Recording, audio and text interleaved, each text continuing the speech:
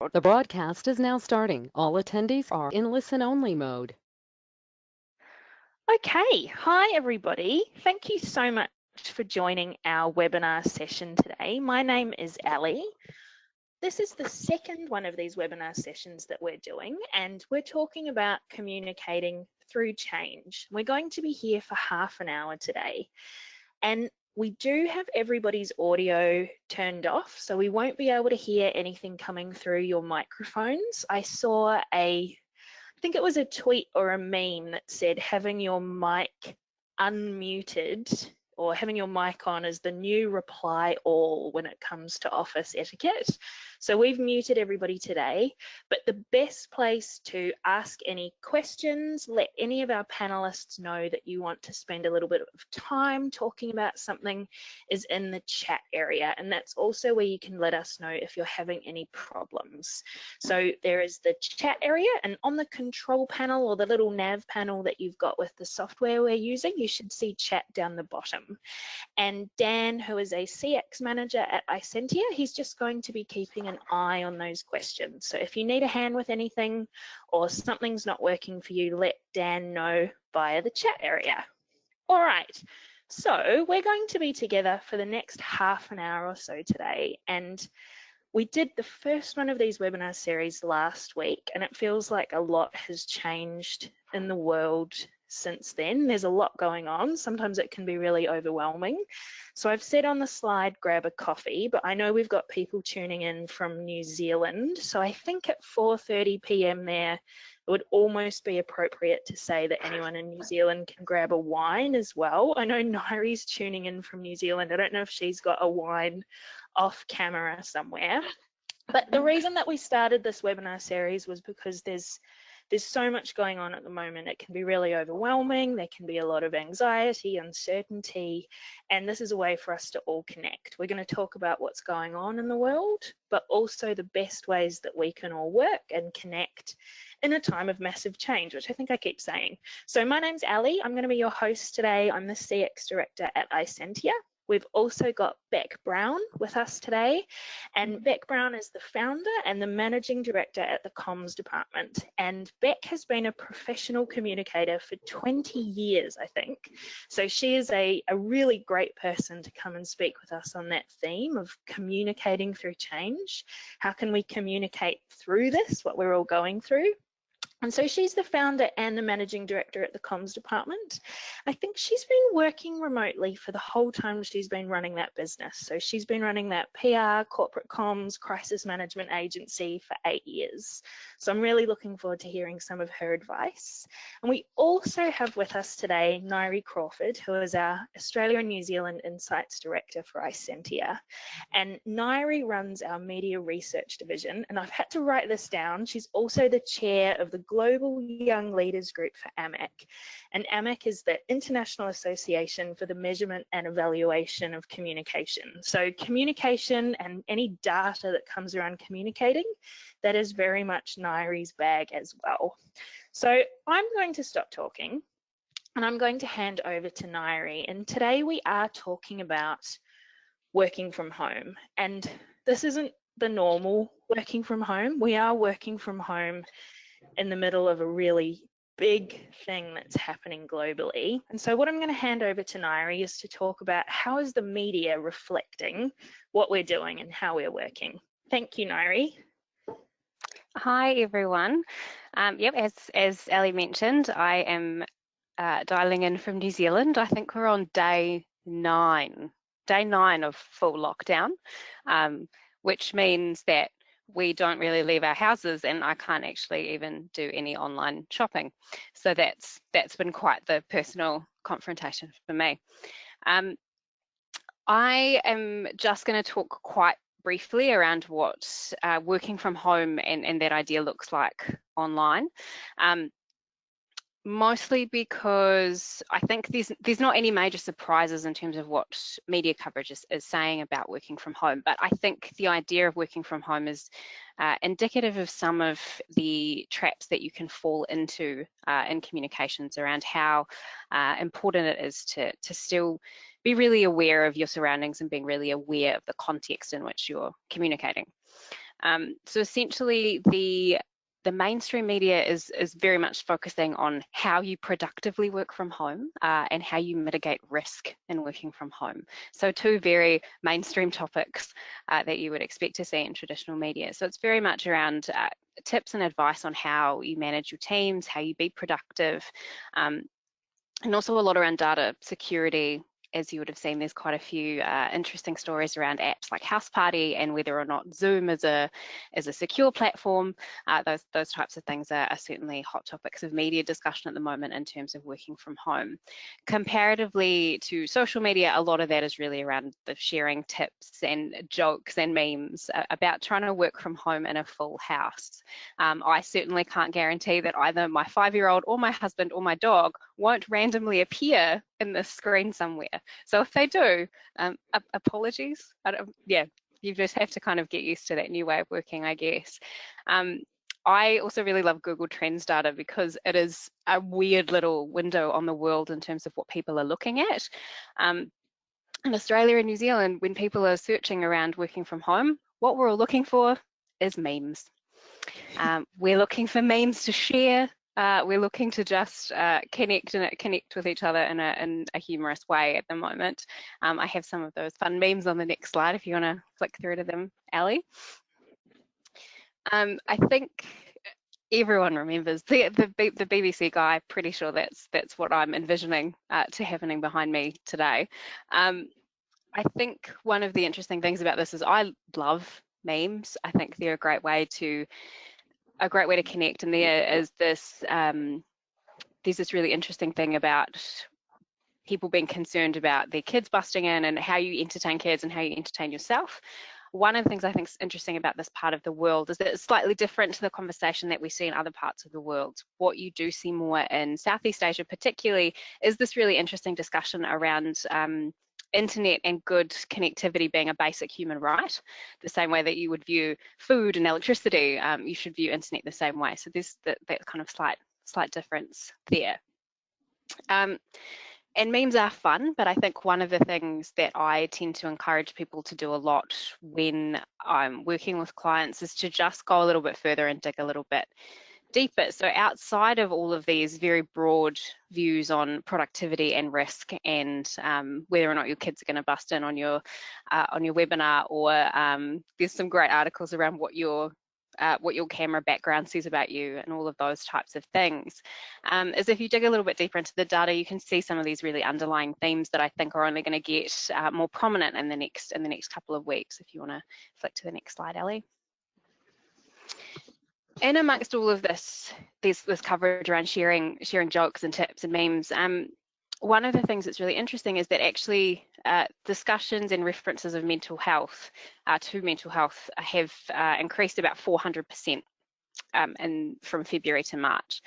And discussion of anxiety has nearly doubled in February and March, and this is across Australia and New Zealand. And this little chart that you can see here is one of my current favourite charts because that's a thing that I have, which is cluster topics for anxiety just in March. So you can see that there's this kind of personal context to working from home that's incredibly important to be really conscious of. So not only around school closures, but just how people are actually managing being isolated from each other. And I think one of the things that is really important in this context is remembering to listen, and not specifically kind of one-to-one listening. I think it's really important to contextually listen to the world around you. If you want to flick to the next slide, Ali. I am a big fan of kind of broader contextual listening. A lot of what I do and the work that I do is around providing context. We know that people are consuming more news and more social media. Everyone's struggling a lot with their kind of personal hats and work hats. One thing that I would really encourage everyone to do as communicators is to audit your own bubble in terms of what information you're consuming. So think about what bias you might be bringing into your own view about the sources that you look at, and what other sources you might need to look at to get a different point of view. That's important when you're managing a team so that you know the information they have access to when you can't see them every day. It's important for your clients, it's important for your stakeholders, and it's important to get that kind of general view on what conversations look like around the world. And I think one of the things that I'm a big advocate for at the moment is really thinking about your audiences a lot in this as well. So I know that it's not something that I necessarily have to tell this audience to do, but making sure that you read the room. So look at what other people are doing, look at what's being successful, and looking at criticism. So being aware of what's working and what's not from other communicators, and being really careful about how you evaluate success in this context, and the necessity of the communication that you're doing. I think there's a lot of really amazing communication that we won't see because it's people talking to their customers, and it's people talking to the people that matter the most to them at the moment. And maybe it's not about having a big splashy campaign or a big broad media conversation. It may be about doing that one piece of communication really well. And I think it's just really easy because we don't always default to best practice in times of stress. So if there's anything that I can kind of impart in this small window of time, it's just, do that one little thing differently, take that one little step further to just unpack what it is that you're influencing and surrounding yourself with, and get a broader view so that you can communicate better with your audiences and your teams.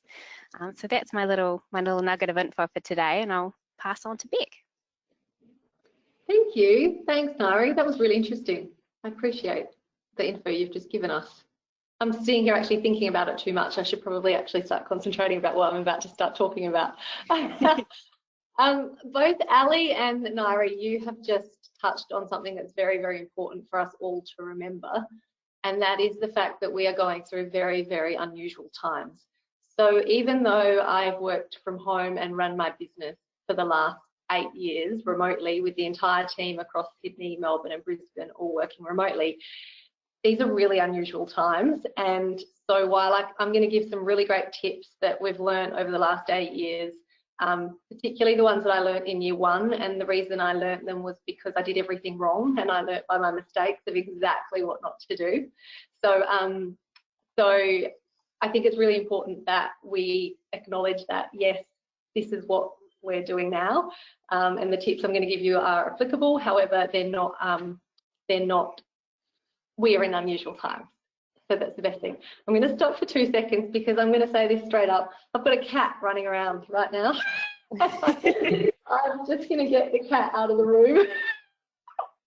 I also had a cat moment in a presentation earlier today. I was giving a really important demonstration presentation, and my boss said to me, "Ali, is that your cat in the background?" I was like, "Oh, yep, yes it is, yep." So I'm having a working from home moment today because there's the loudest drilling I've ever heard outside the front of my house. So I've come upstairs to try and get away from that, and it's a free for all. So I know how you're feeling.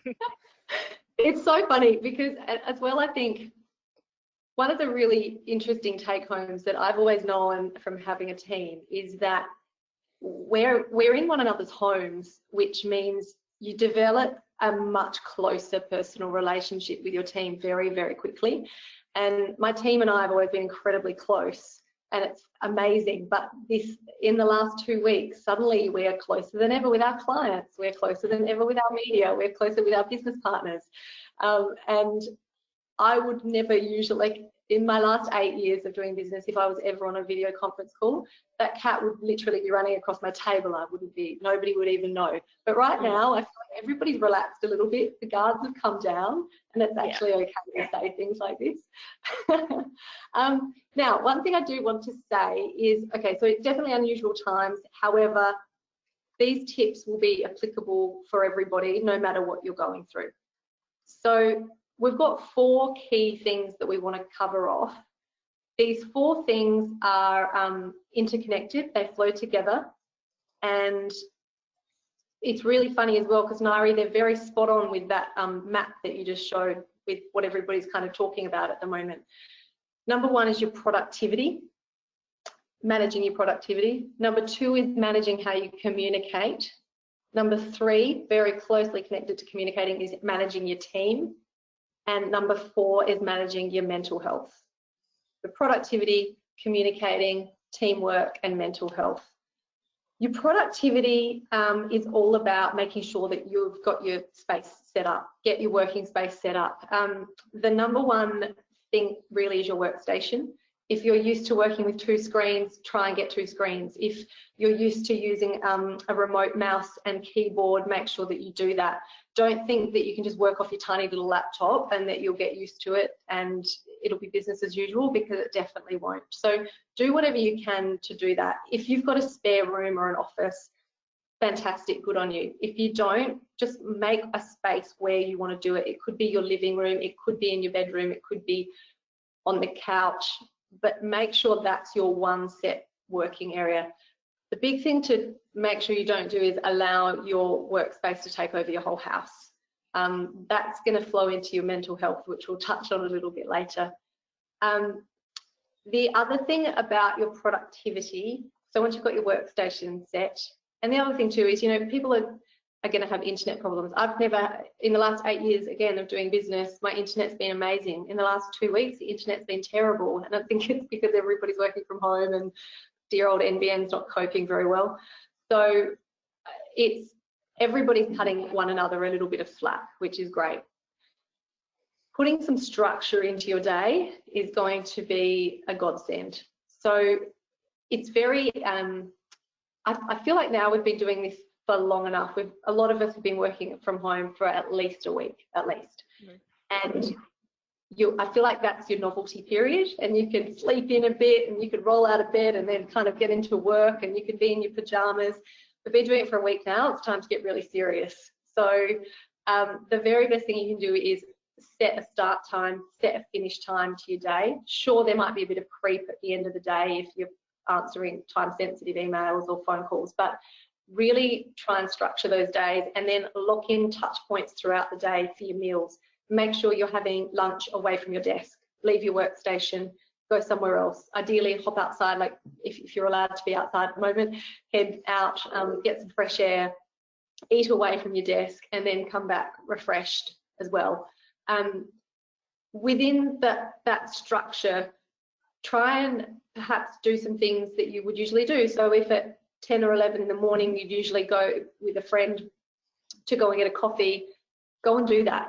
Go walk into your kitchen, make yourself a coffee, call your friends that you'd usually have your coffee with, have a chat, and then it's finished and back you go again. We'll talk about this a bit more in the communicating and teamwork section, but making sure that you schedule time to communicate, whether it's video calls, conference calls, text messages, messenger, whatever it is you want to use, make sure you are using those throughout the day as touchstones to keep your day very, very structured. Along with structure is getting dressed. So again, novelty's worn off, no more pajamas.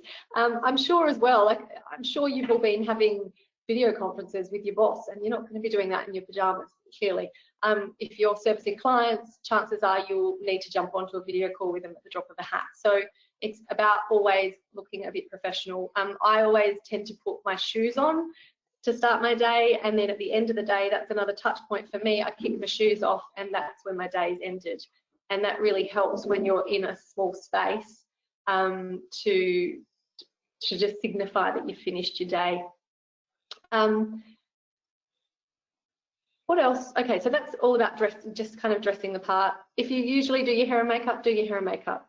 You know, it's going to make you feel better. It's going to give you a bit of a lift. If you're used, just jumping back to your workstation as well, if you're used to having, a lot of people use standing desks or adjustable desks. If that's something that you do, try and replicate that at home if you can, even if it's just for part of the day. So I've done that at the moment. I have, because I've worked from home for a long time, I do have the luxury of having an actual home office.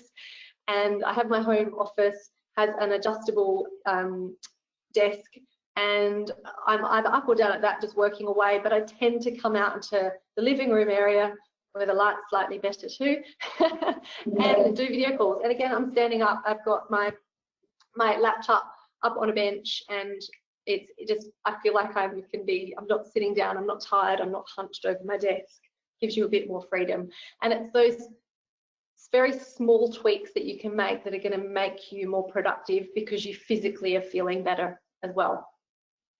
And then when you're at work, the final thing for productivity, when you're actually at work and it's your work time, make sure you work. So it's so easy. Nobody's looking over your shoulder. How easy would it be? Just a bit of online shopping, I'll just put the laundry on. Might just head outside and check the mail one more time. Like, there's so many things that you might want to do. Chores are a big one too, because nobody particularly likes doing chores, but suddenly doing the dishes looks a bit more appealing than what you're supposed to be doing. So try very hard not to do those during work hours. Otherwise, your work life is going to creep well into your personal time at the end of the day.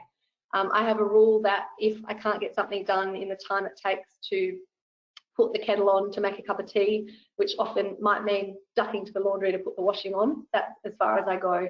Anything else just doesn't get done and has to wait until the work day's finished. So that was productivity. Next one's communicating. We did touch on communicating around making sure that you have regular set times for video calls throughout the day. Now more than ever, because these are extraordinary times and we're not having that face-to-face contact with people that we usually would, I cannot recommend video calls more highly. A lot of us are used to them already. A lot of people aren't though, and they're like, oh, wouldn't just a phone call be okay? But they're just not. They don't give you the visual cues. It's very easy to misinterpret somebody's conversation on a phone. I regularly have had conversations with my team if they've just been on a conference call, and I've misread their tone and thought they were annoyed or upset or something, and it wasn't. It was just their tone of voice. So do remember that video calls are great. Try and set up throughout your day. Decide with your team how you're going to do this, how everybody checks in. Is it just everybody on Slack or Messenger or email or text jumping in to say hi to everybody and sending memes, and that's how you all start your day? And then same at the end of the day, do you all have that same touch point again?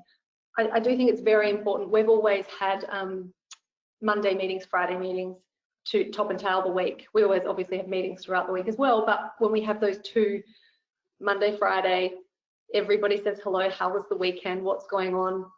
We have an agenda that's set for every Monday morning, and the very first thing on that top of the list is weekend goss, and we all just chat and catch up first, and then we move to work.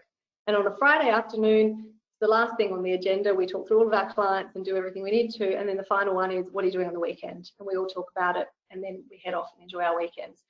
So if you have more juniors on your team, you need to be checking in with them more often. If you have more seniors on your team, don't perhaps fall into the trap of thinking that they're autonomous and that they'll be fine without you. They still need to see you and be checked in on, particularly right now if people are at home alone. Make mute your best friend. I'm with you on this one. If everybody's on a call and everybody doesn't have their mute button pressed, the background noise is insane. We have leaf, I don't know why, but every Tuesday and Wednesday is leaf blower day in this neighbourhood, and I've discovered that for the last 8 years. So I try very hard to not schedule calls around those times.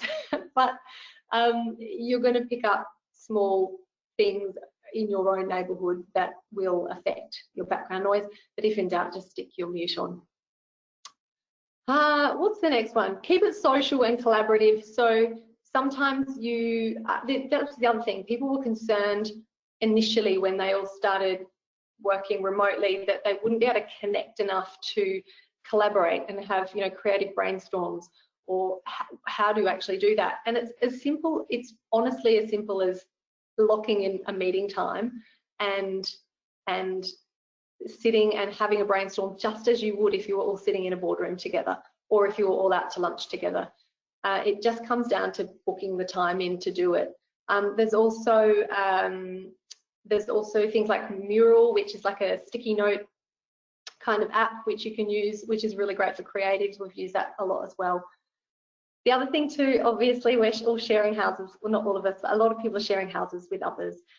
So if you do have kids, pets, partners, you're going to have to manage how you work with that. A big one is just to, if you want to have a do not disturb button, make that really obvious. So in my early days, my husband, who was a shift worker, would often be at home when I was working, and he'd just kind of wander in and start chatting to me, and I was either about to be on a call, or really wanting to do some deep work. And so I started just wearing a cap around the house, all like when it was time for me not to be disturbed, and that was the visual cue, and then that stopped that as well. Now, funnily enough, your pets don't tend to recognise your hat. However, try where possible. Look, again, during these odd times, there's new rules. This is a new frontier. If my cat is going to be something I can give a bit of a hug to when things are a bit stressful, great. I think pets are really good in this period. But okay, people with kids, I will be the first to absolutely say I don't have kids, so it's not something that I personally have to manage. However, I have 12 nieces and nephews, and I'm currently speaking to all of my brothers and sisters about how they're homeschooling at the moment and managing their jobs, and it's hard. That's all it is, and I think we can just acknowledge that it's hard. And there's a lot of understanding right now from bosses and colleagues, and there needs to be understanding right now from bosses and colleagues that we're going through really odd times. And I think if everybody can just bring some empathy to the table and some understanding to the table, we're all going to get through it. Again, though, it does come back to suddenly as a team, you've got this glimpse into your team members' home and their family. And if one of the good things that can come from this is the bonding experience that that's going to give you.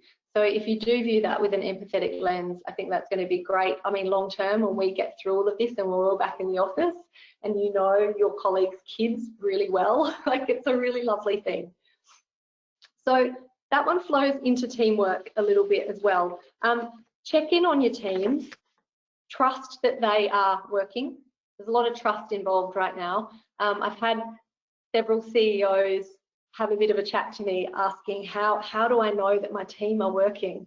And I said, you don't, you just have to trust them.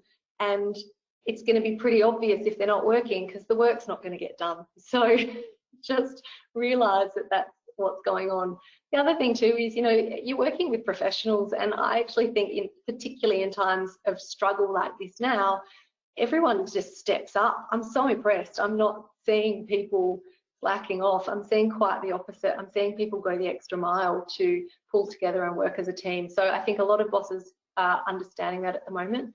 So I think it's, yeah, trusting one another, having a bit of tolerance for one another if things aren't perhaps as perfect as they would be if you're all in the office together. And that's having tolerance for your colleagues and your bosses, but also having tolerance for perhaps the other people in the house that you're sharing with as well.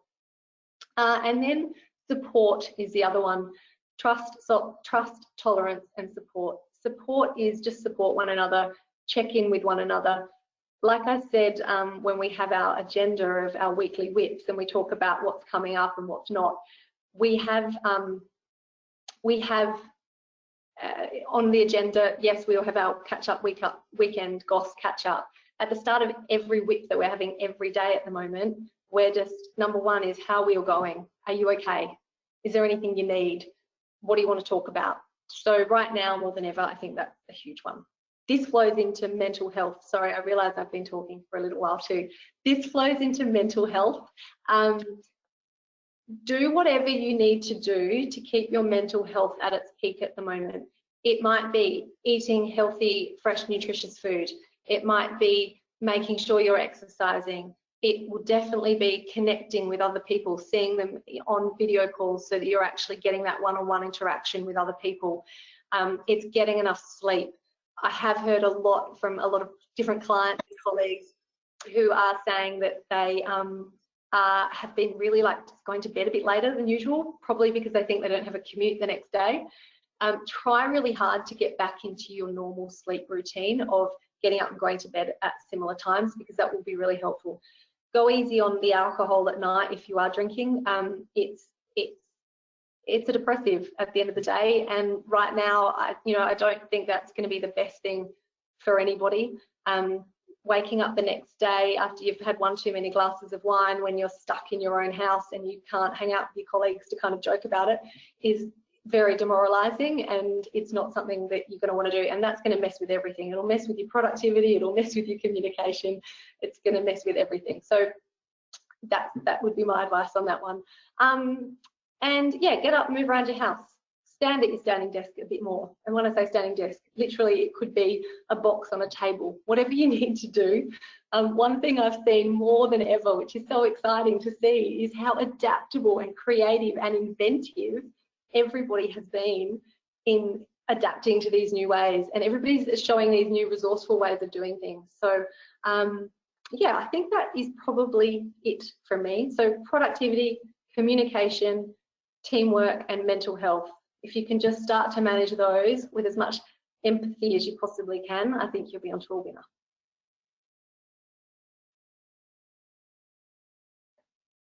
Thank you, Bec. I just had my microphone on mute because I was using the mute advice. I was like, I can hear that drill going loud outside the front of my house. Those essential workers aren't going to knock off anytime soon. Anyway, then be another tip from me, unmute your mic when you're actually talking. So we've got time for a couple of questions for our gurus. I know we've hit half an hour, but let's throw in a couple of questions for anybody that doesn't have a hard stop or doesn't have to leave. The best place to do that is to type those questions in the chat area, and I'll keep an eye on them and I'll ask your question for you. The panelists can see them as well. So type those questions in there. Bec, I was wondering for you, so you have been hiring people to work remotely as part of your business for the last 8 years. You've been looking for people to work with. Do you tend to look for a certain type of person to do that? Like, do you think extroverts or introverts are better at this?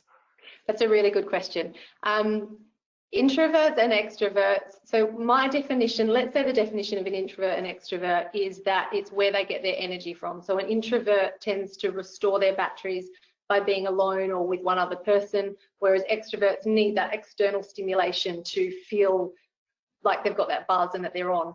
So in the real world, my work at home environment is probably working from home 2 or 3 days a week, and the rest of the time I'm out at meetings or events or with media interviews. So it's slightly different in a real world scenario than the one we're currently all experiencing. Yes, this work from home environment works really well for introverts in many ways. The downside is that some introverts will need to be encouraged more than ever to actually keep communicating. A lot of introverts perhaps introvert so much that their mental health suffers because they're not reaching out and they're not getting quite enough stimulus. Whereas the extroverts, the best thing for extroverts is just trying to recreate who are working from home, try and recreate an environment that has a buzz to it. Put the TV on in the background, put the radio on. Absolutely be scheduling in really regular calls and video calls with people. So you just do need to tweak both of them a little bit as well. Extroverts will undoubtedly be spending more time on the phone or on video calls than the introverts. I think from my hiring perspective, we're like a 50-50 split of introverts and extroverts in our group, and it works really well because you know, I mean, we're both, obviously we're very outward facing with our roles and we need to be, but me personally, I'm actually quite, while I'm very confident and very happy to speak to people and be out at big events and things, on the weekends I really need to recharge and step away from it.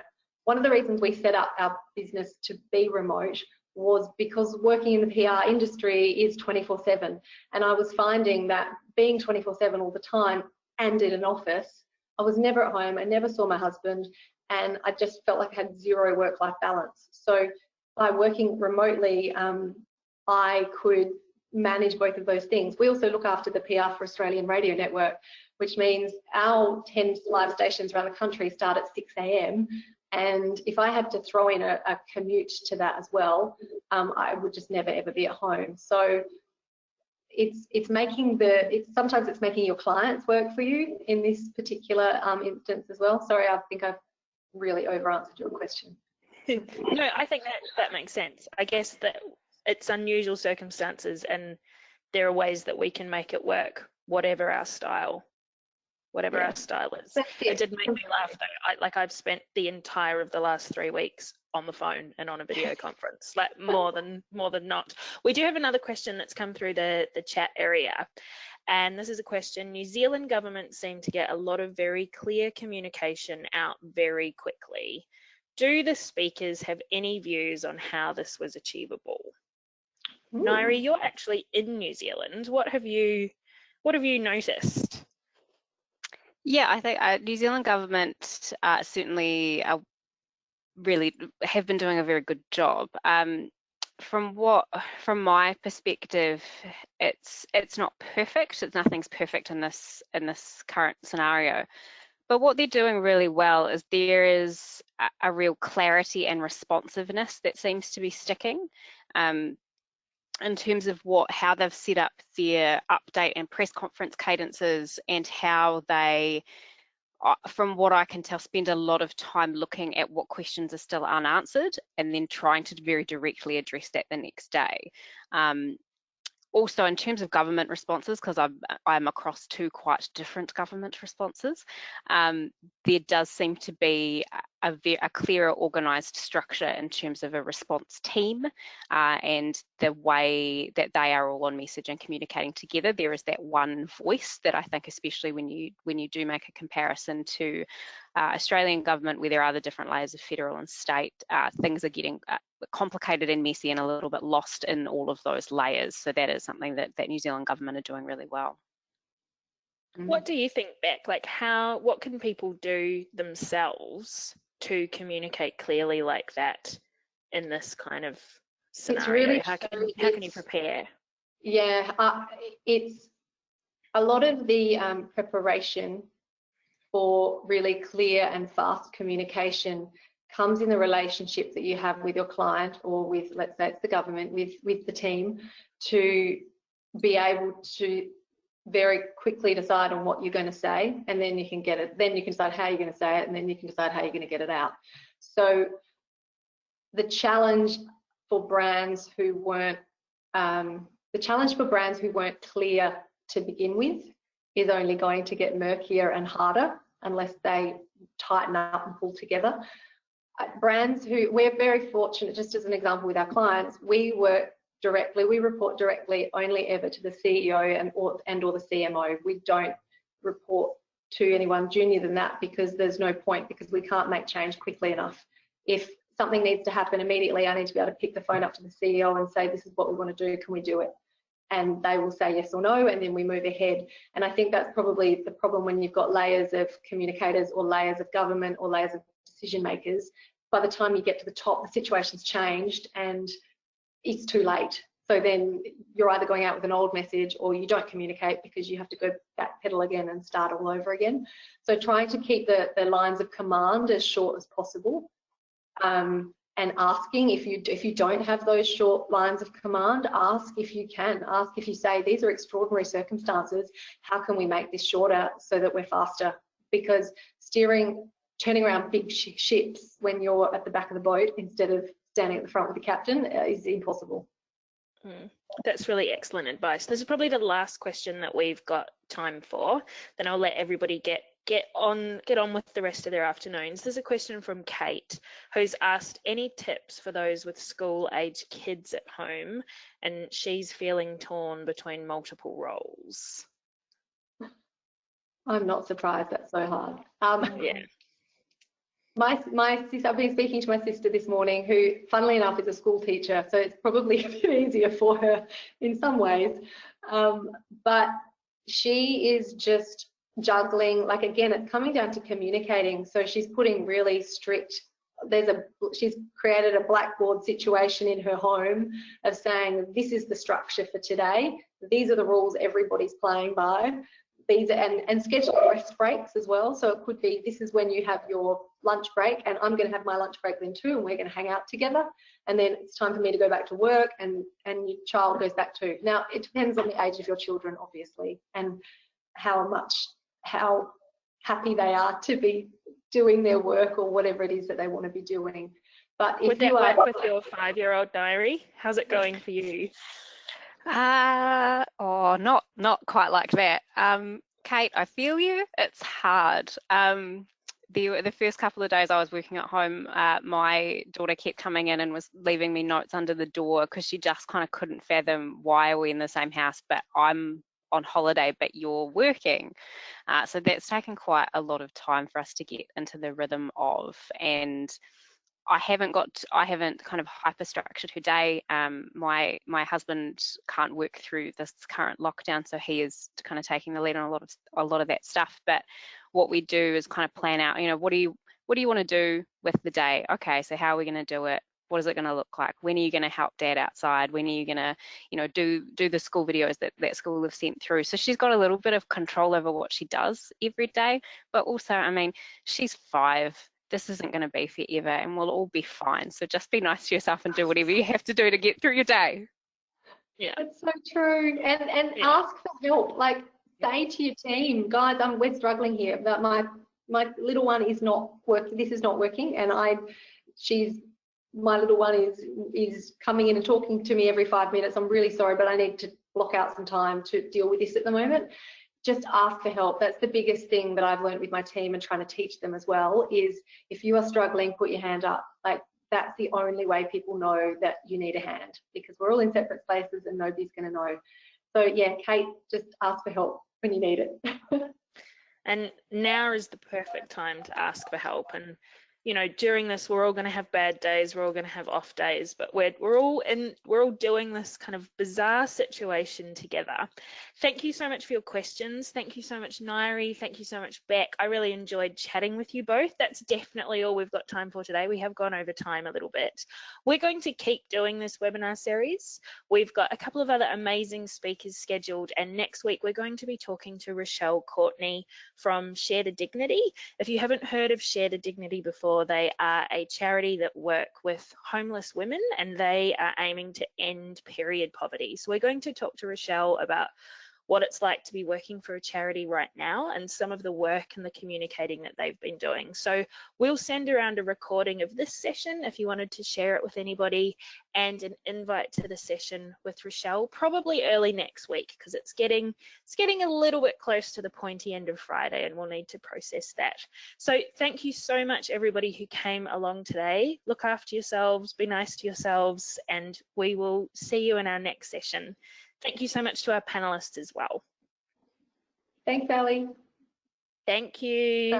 All right. Have a great weekend, everybody. See you later. Bye. Bye.